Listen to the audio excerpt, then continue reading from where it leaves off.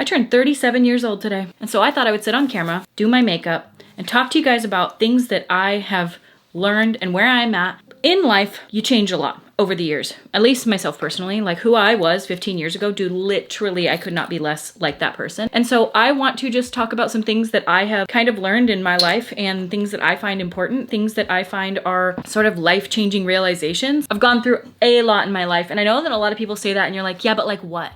Well, stuff that I can't share on the internet because it involves other people. However, what I will say is if you knew, you'd be like, given that I've gone through a lot of things, a lot of death, a lot of having friendships, losing friendships, a lot of family members, addiction, just things I can't even begin to tell you, just like horrors. I have a lot of really good perspective because I've been through things that I just feel like have really shaped me into a person that is so understanding. And I'm really liking that side of myself. So I made a little bit of a list. It's not 37 things I've learned, but it'll evolve along the way. If you're new or you don't know who I am, I dealt with infertility for 15 years, got pregnant in a pandemic, had a baby, developed severe postpartum depression and anxiety, and have been dealing with the outcome of that for the last 4 years. My son is 4 years old now, and I'm finally, for the first time in the last 4 years, feeling like a human being again. It actually took me 4 years. I'm not exaggerating. I bet at 5 years in, I'm gonna be like, no, it was actually 5 years. And then I bet at 10, I'll be like, oh no, it took 10 years. That is the thing. We are fluid. People, human beings, we are very, very fluid. And I think this is something specifically in 2024, heading into 2025, or you're watching this in 2025 because today is December 31st and it is my birthday. In today's day and age, when you make a statement at any point in your life or anything that you've ever said, you're tied to those thoughts and feelings and emotions and statements. And I do not believe that that is normal. I think that we as people are allowed to change. We should change. And with every bit of new information you get, you should be able to change. And so that is on my list. It is okay to change your mind after you learn new information. And I feel like that is something for me that has been such a freeing thing. So if you have a thought and opinion, like if you look at me like 20 years ago, I was vegan. I was raw vegan. Now I have a homestead where I have chickens and I buy my meat locally from local farmers who treat the animals well. People change. And the cool thing about it is it's okay to learn new information, to feel things differently, to experience life differently, and to have that shape what your opinions are. And I do not believe that anyone is stuck to their opinions or thoughts that they've had at one point in their life that they may have said publicly online. One day you're like, oh, I believe this, this, and this. And then you watch a documentary, you learn something new. You're allowed to be like, oh, I don't believe in that thing anymore. That's another point on my list. Nobody can tell you who you are. Literally nobody. Unless they know you, unless they are you, I can't tell you. Can't tell me anything. You're not my real dad. Even your real dad can't tell you who you are. Only you know who you are, what your thoughts are, what your feelings are, what your intentions are. And you don't have to be told who you are based on a group of people or a type of people or friends or family or acquaintances or people who think they know you.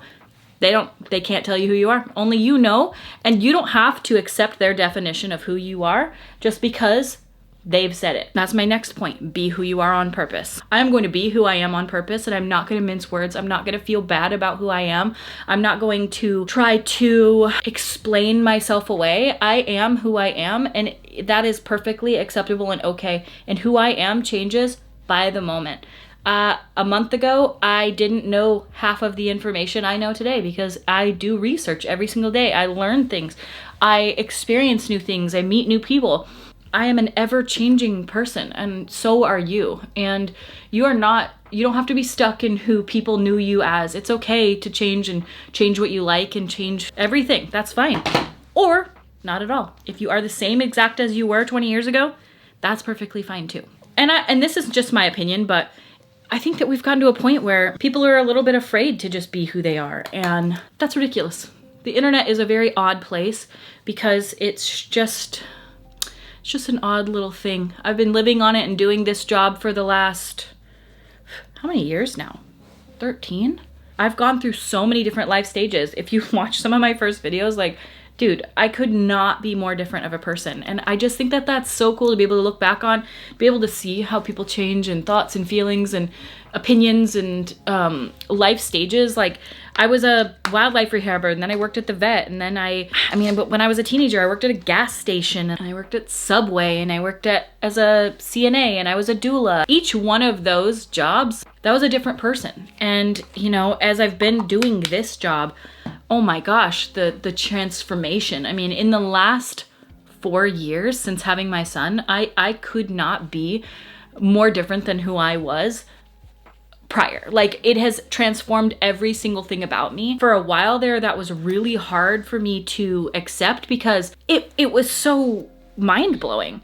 It was mind-blowing. Like, still to this day, I am like, I'm a mom? That is not lost on me how big of a job that is. Like, everybody talks about their mom or their situations with their mom, or my mom was this, or my mom was that, or my mom was the nicest person, or she was awful, or she was an alcoholic, or she was a drug addict, or she always yelled, or she was always really nice, or she was really artistic. Like, people remember their moms. They always, like, life with moms it's very important. And so I absolutely recognize the impact that I have on a little tiny person's life. Like, it is not lost on me. So just in how much I've changed in the last few years, oh man, I can't even imagine the next few.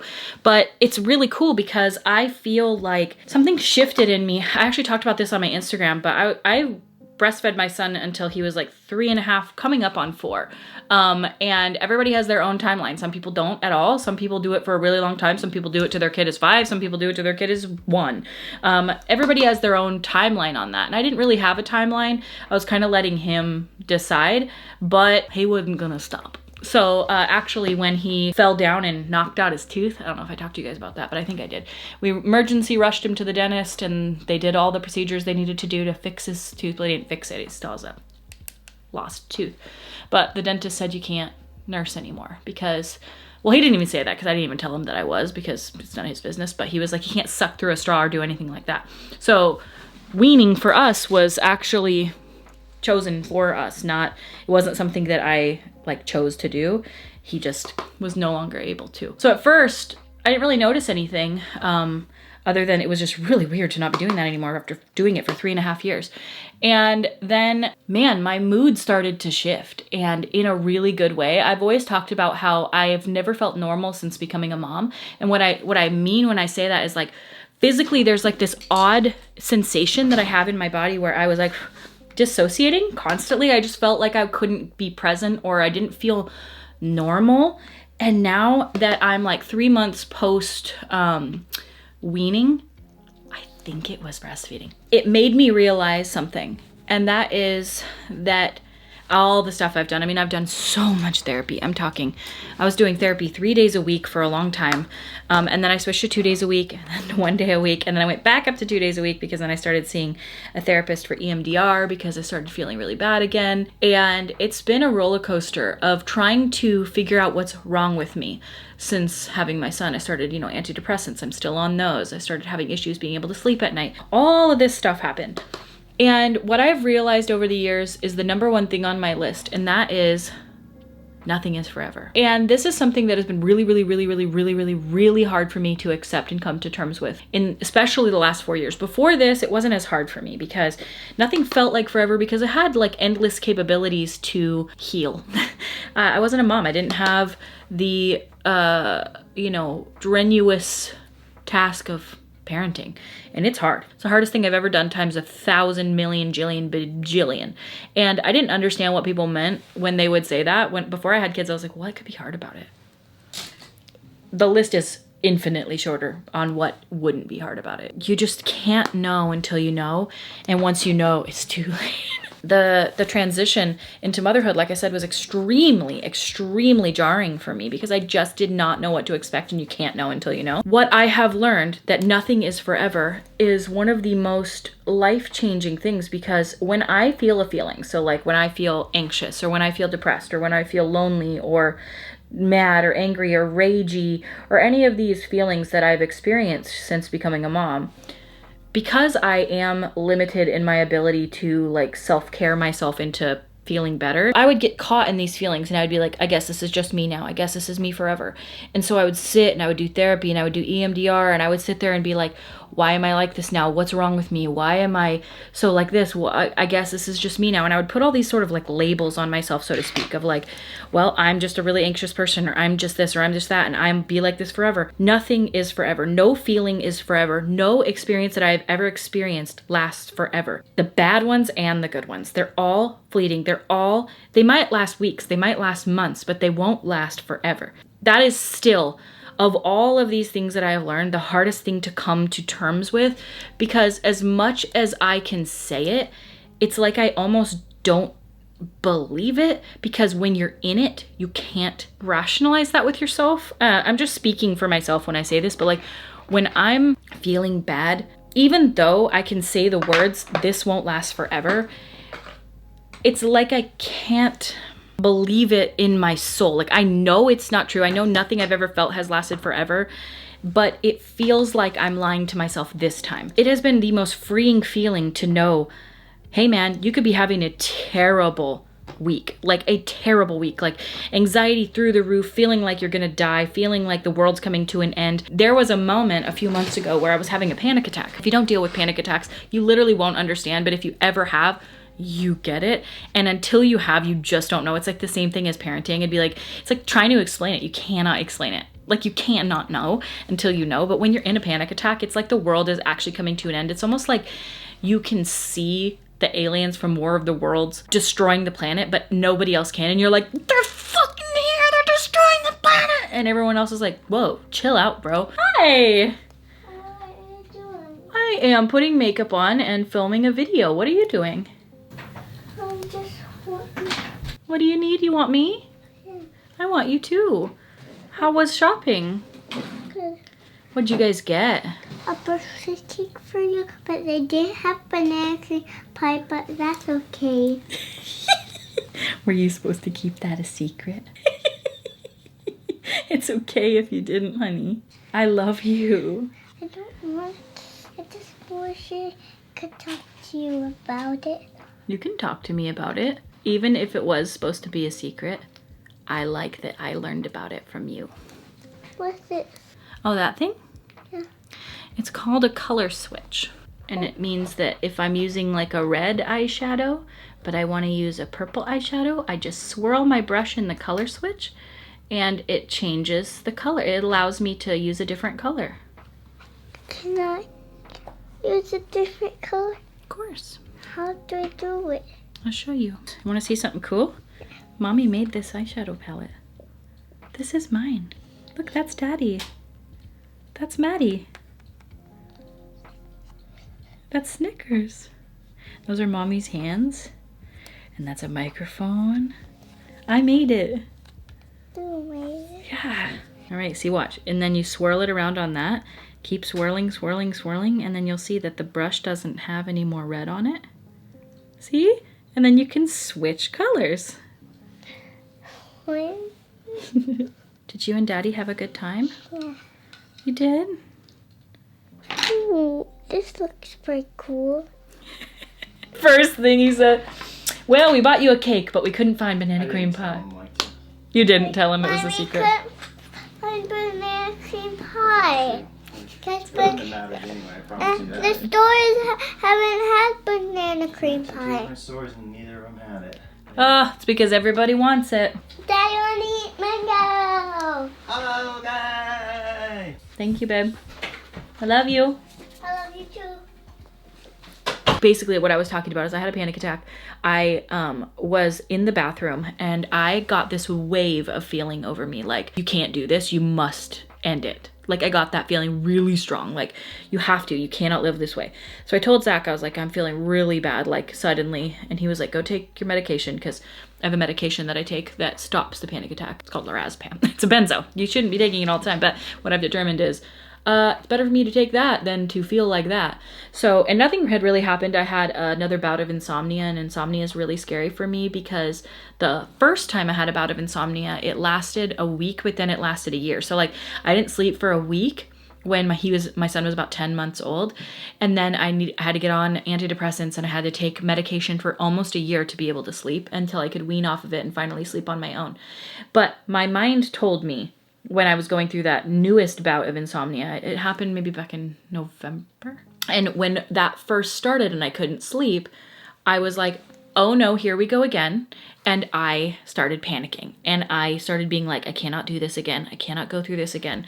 Because in my mind, it was, this is now who I am. This is going to be another year of medication. It's going to be another year of not being able to sleep.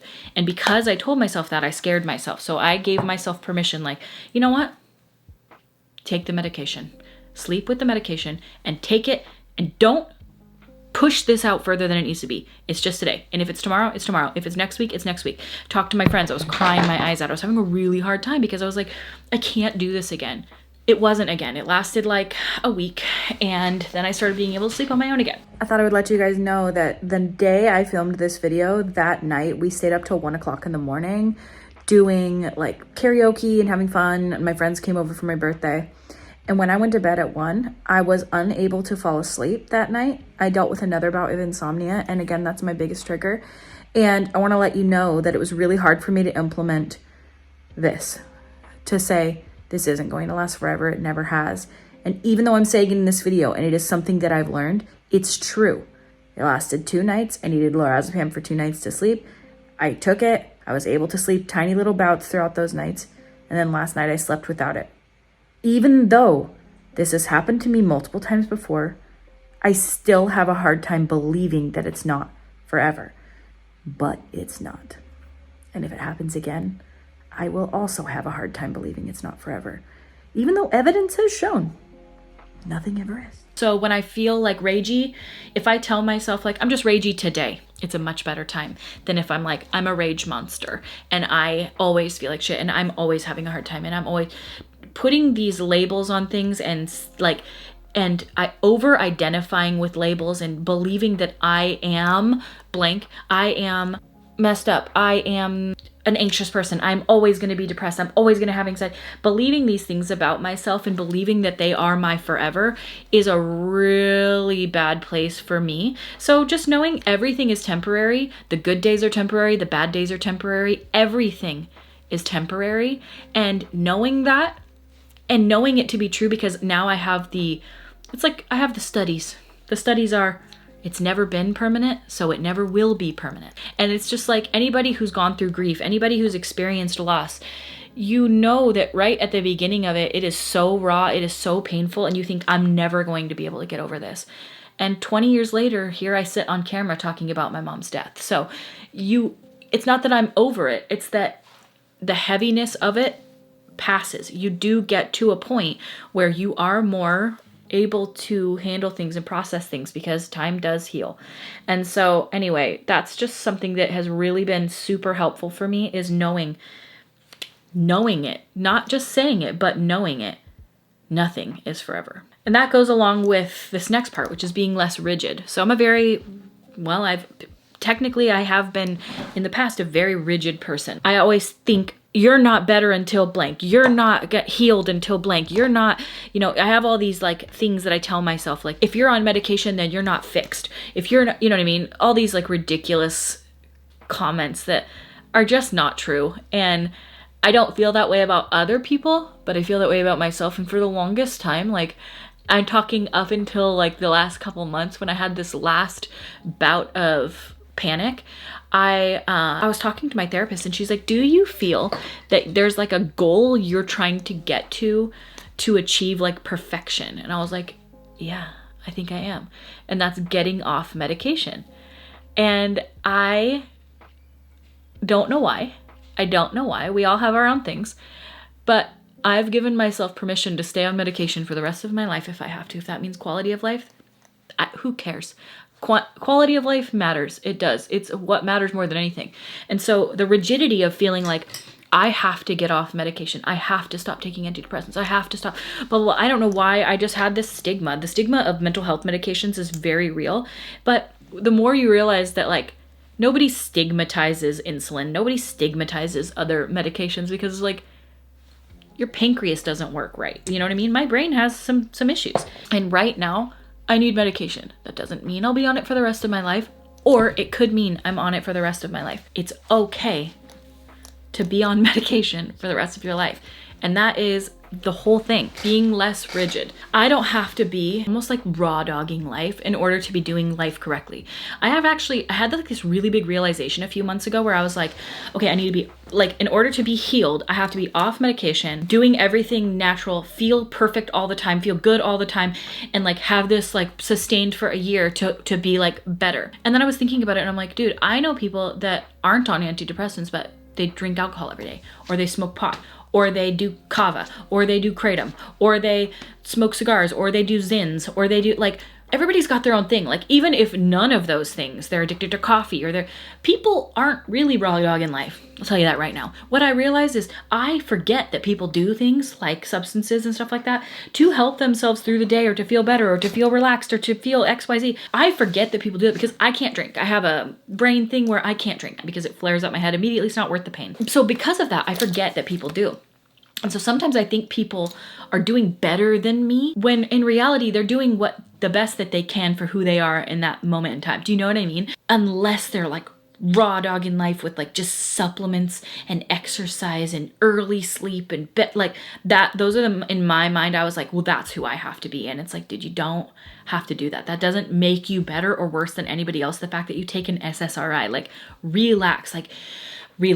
And so that's my next thing, being less rigid, like being less, I have to do this so that I can do that. Like, dude, we're all just doing the best we can with what we have while we have it. Like some people cope with alcohol. Some people cope with bed rotting. Some people cope by exercising constantly. Some people cope by taking an SSRI. Some people we all have a different brain and we're all different. We've all dealt with different life circumstances, and not what one works for one doesn't work for the other. So having compassion for that and just recognizing that the rigidity of these like I have to statements is ultimately what will lead to shame and embarrassment or frustration and the feeling of failure. And so if I'm less rigid, then I'm way better off. I have two different things that kind of fit with each other that I've found have been really life-changing things since I've implemented them. I probably implemented these like 7 or 8 years ago, probably when I first started being a YouTuber. And it took a long time for me to really get to this point, but they are saying yes and living your life by the motto, YOLO. As cringe as that sounds, you literally only live once, so say yes. That's my life's motto and I'm sticking to it. I say yes to almost everything. Like I used to say no to a lot of things and then I have come to regret them, and I still go by my gut. Like if I have a bad gut feeling, I don't keep going with something. If I'm invited to something, I usually say yes, unless there's a health issue or somebody's sick or if I can't for some reason. But saying yes has literally been life-changing. Like the movie Yes Man, like actually affected me in that way. After I watched it, I started saying yes to things. And saying yes to going places is, even if you're like, oh, I'm an introvert or I don't want to or blah, blah, it's so good because you are living a life that you may have just been sitting at home. I know what it's like to sit at home. I know I'm not going to look back and remember like, oh, those nights I stayed home. No, I'm going to remember the times that I said yes and went. And that to me is so invaluable. Like literally, it's life-changing to say yes. Just say yes more. You don't have to say yes every time. Try. And if somebody's like, hey, you want to go do this? And be like, I don't want to. Okay. What's the worst that's going to happen? You regret going? You usually don't. This goes along with that, and that is not putting things off until later. I have a huge life regret. I cried about it a lot in the last couple of months because my niece is coming up on 13 years old, and we always were waiting to take her to Disney. We always wanted to wait to take her to Disneyland, because wait until she's old enough to remember. Okay, we'll wait until it's not the pandemic, or wait. And now she's almost 13, and it's not that she wouldn't enjoy going now. We certainly can still take her, and I do want her to go and to experience it.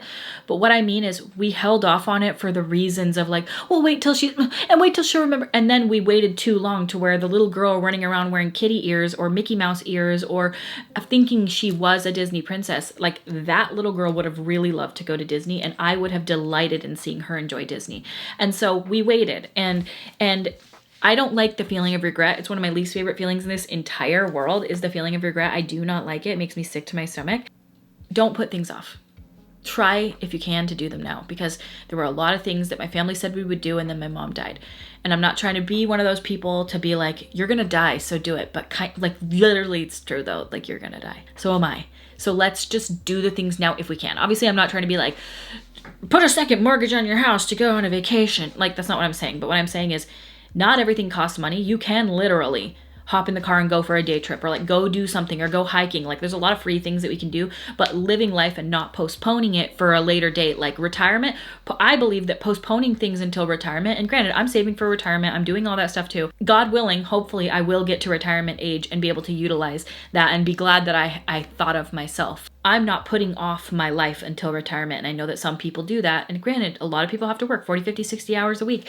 It's hard, but I'm just talking that when you can, try to live without postponing life, because you really never know.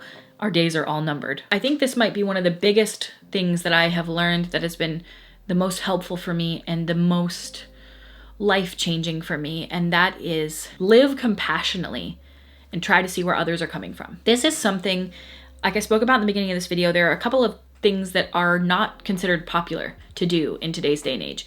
And trying to see where somebody else is coming from is one of those things. A lot of times, if somebody disagrees with your standpoint, or they disagree with the type of person that you are, your thoughts or your feelings, they immediately are like, well, and fuck you, and you're not invited to my birthday. A lot of, I don't care what your opinions are, what your life experiences have been, or what you've seen, or what you believe. If you don't believe this way, then... And that is something that has not served me in my life. I used to be a lot like that, and it was a miserable existence that I personally did not enjoy. If you like it, go ahead. If it's something that serves you and you feel like is a better way for you to live, that's perfectly fine. And again, this is part of it for me, living compassionately and trying to see where others are coming from. If somebody else is unable to see somebody else's side and hear where they're coming from, I'm compassionate towards that as well. I see why people live the lives that they have. I understand why people have the viewpoints that they have. I may not agree with them at all, but I disagree for myself personally in shutting that down completely and shutting down the conversation, because I have seen growth and change in people when they are met with compassion, never with hatred or negativity. And that's just not me. I am not a hateful, negative person. I used to probably be, like back in my teenage years, dude, I was really confrontational. I was very, very rigid. I was very, very like, oh, this is the way it is. And if you don't like it, like I was just kind of like that, especially in my teenage years. Oh my God, I was insufferable. Living a life where you are seeing somebody and see where they're coming from and see the different backgrounds and understanding that, like, while you think you may know somebody's life, you literally have no clue what you're talking about. You actually have no clue what their life entails. If you guys knew the shit that's gone on in my life in the last 7 or 8 years being online, I'm telling you, you would be like, what? It could be a movie. Like but you wouldn't know, because you don't know, because I don't talk about it, because it's not the internet's business. And I mean, frankly, I wish it wasn't even my business, but but that's my point, is that you don't know people's lives. So you have to live with a little bit more compassion to understand that everybody lives such a different life. And so everybody has different thoughts and opinions. You don't have to agree with them. You can honestly be like, oh dude, that is not okay. But trying to see where they're coming from and being compassionate. And obviously, I'm not talking about people being hurtful towards other people, or like hating other people, or like I always say, like, as long as you're not hurting anybody. I kind of always add that in because I don't want it to seem like I'm like, dude, murderers need love too. Not what I'm trying to say. What I'm trying to say is, in the majority of the time when we're like fighting with people or hating people or finding differences of opinion, like, if you just were a little bit more compassionate, I feel like we would all kind of get along a little better. And especially what I see in person is that this is mostly an online issue. This is not as much in reality like an issue that people, you usually see people yelling at each other in public. It's mostly like Twitter. You know what I mean? It's mostly like comment sections. I think that, like, if we can just try to compassionately understand where other people are coming from, agree to disagree, and move fuck along, that would be a lot better. So for myself personally, when I have adopted that into my life, it has been a much, much more peaceful existence for me to be able to do such a thing. You are not too old to learn something new. We can. I'm learning the ukulele. I'm learning how to do pottery. And I'm only 37. So I know some people will be like, oh, 37, you're young. Yeah, but other people, I recently went over to my husband's aunt's house, and they had a painting on their wall from his 95-year-old mother. And she's taking painting classes. She's 95 years old. We can do it too. So you're not too old. You're not too old to start a new job, a new profession, a new career. Switch it up. Literally change. You only live one time. So if you don't like it, change it. If you don't like what's going on, flip it on its ear. Do do something new. And that's totally fine. Don't let anybody make you feel like you're too old for it. You can do anything at any time. I'm going to learn things until I can't learn them anymore. And I think the last point that I'm going to touch on is being who you are on purpose. I talked about this in a recent video, and I feel like this is more pertinent now than ever. Be who you are on purpose means don't self-censor yourself because of what other people think.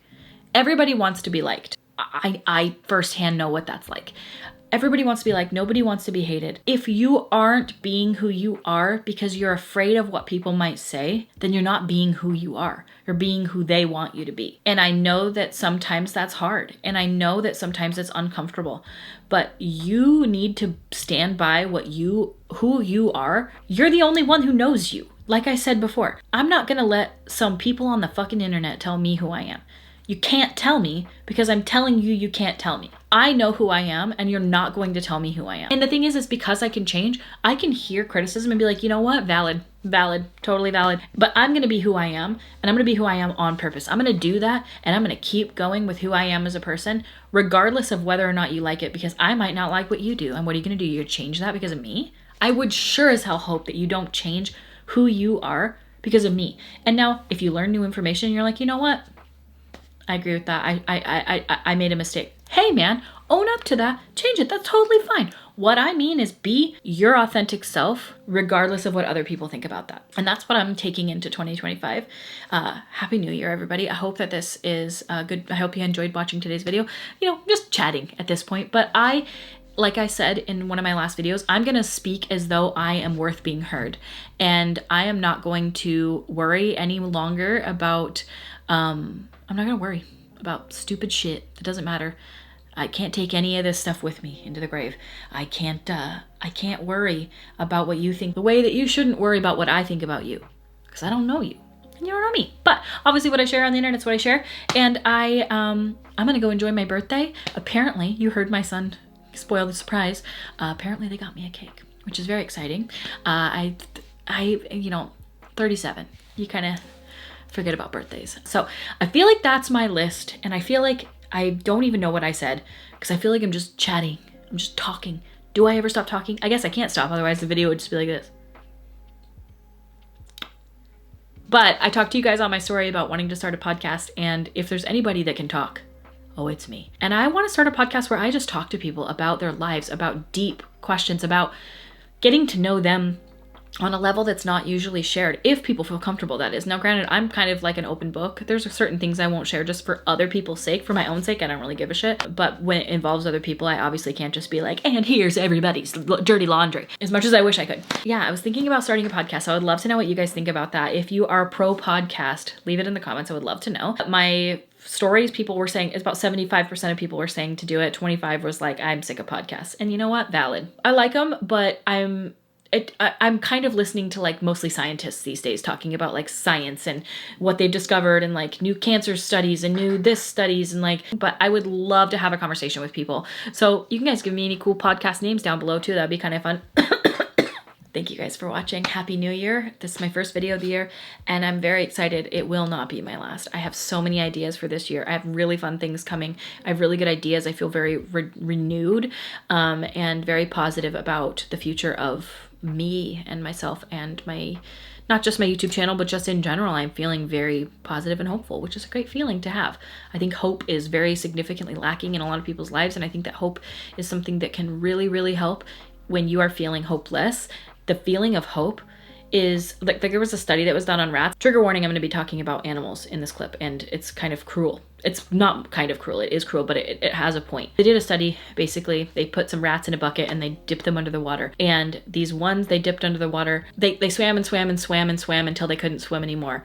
And they lasted, let's say, I don't remember exactly what the amount of time was, but let's say it was like 20 minutes. And then they drowned, which is horrifying. The fact that that study even can exist makes me sick. But then the second bucket of rats, they put them in and they would swim and swim. And then they would lift them out of the water, put them back down into the water. As I'm telling the story, I'm realizing I got it mostly right, but a little bit wrong. They lifted the rats up out of the water and then they let them recover for a minute and then they put them back in the water. The first rats lasted 15 minutes. The second group, after being saved, realizing there was hope and being put back into the water, swam for an additional 60 hours because they had hope. They had hope that they could be saved, that they were going to be rescued. And it's the most devastating thing. The fact that a study like this could even be done, it's just crushing and destroying and life ruining for me to even know. And it like altered my brain chemistry when I learned it. The point still stands that hope is really, really important, because if you don't have hope for the future, then what keeps you going? And I'm here to tell you, there is hope. There is hope.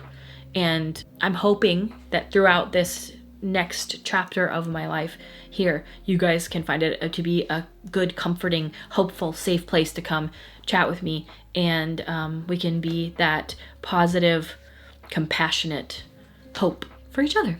And I thank you guys so much for watching. Thank you for hanging out with me and for giving me your time today. And I will see you at my next video.